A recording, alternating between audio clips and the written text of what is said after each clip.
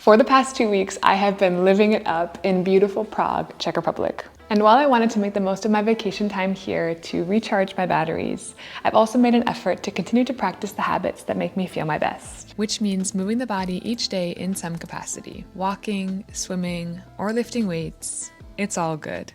A strong body and a calm mind is a recipe for success. Prioritizing colorful, nourishing foods as often as I can. And when possible, I like to cook the meals at home to feed not just myself, but those I love around me. And lastly, we can't neglect the mind. Making time for the simple pleasures that foster our imagination and creativity is what vacation is all about. And to make this video actionable to you, my dear viewer, I've included 5 tips to help you stay on track and healthy even when you're away from home. Let's get into it.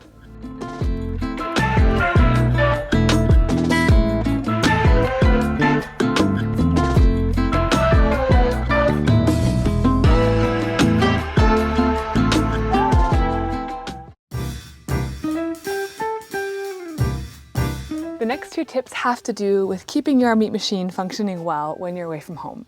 Obviously, it's a good idea to stay active when you're traveling, but I hope that I can share a few creative ways to do so here. The first one is to book a workout class. It can be yoga, jiu-jitsu, boxing, cross-training, whatever you enjoy doing, but when you're on the road, it's a great way to try something a little bit new or with a different flavor, or even in a different language. As a group fitness coach myself, this is something I really look forward to whenever Rob and I travel, or when I travel by myself, because I don't have to do any of the programming, I don't have to plan anything, I can just show up and have someone tell me what to do and how to do it.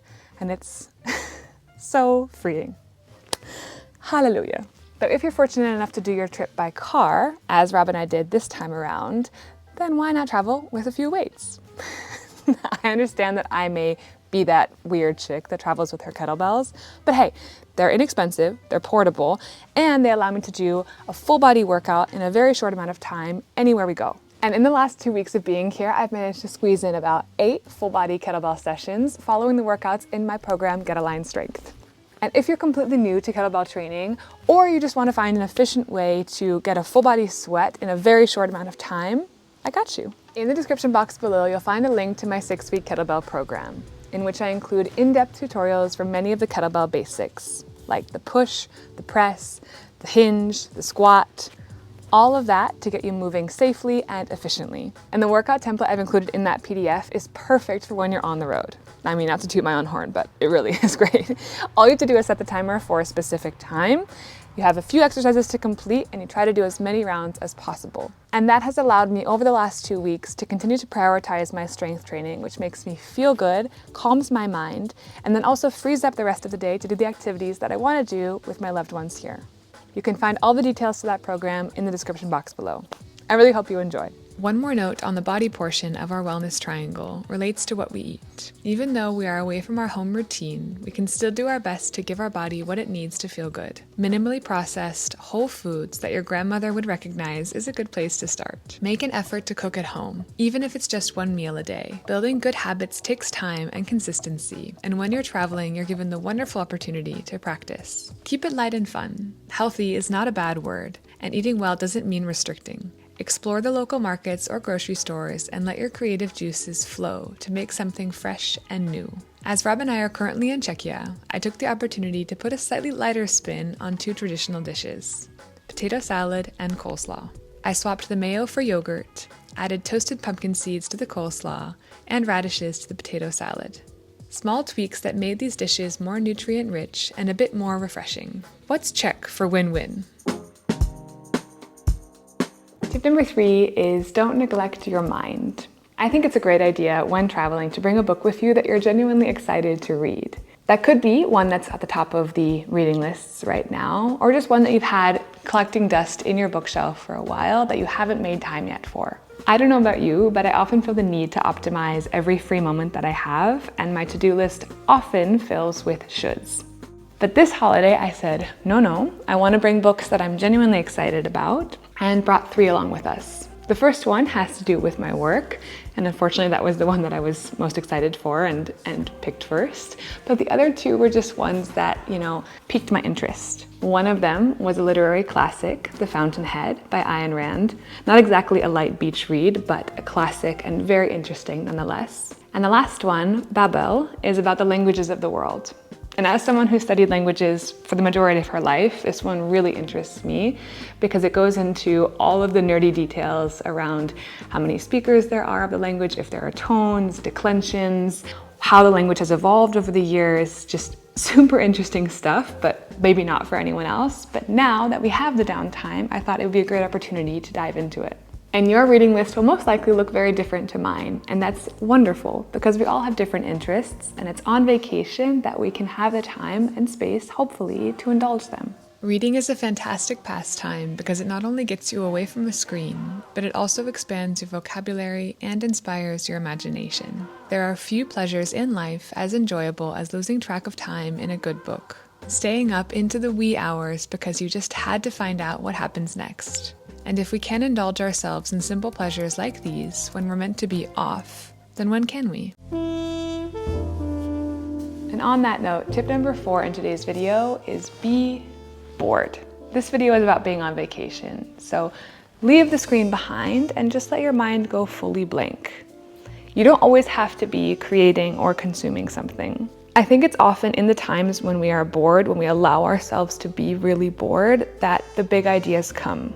Because it's when you really stop and just allow your mind to go completely blank that you can zoom out and see big picture. Because in our day-to-day, when we're working and just going about general life maintenance, it's sometimes hard to see in which direction you're going and if your strategy is pushing you where you want to go.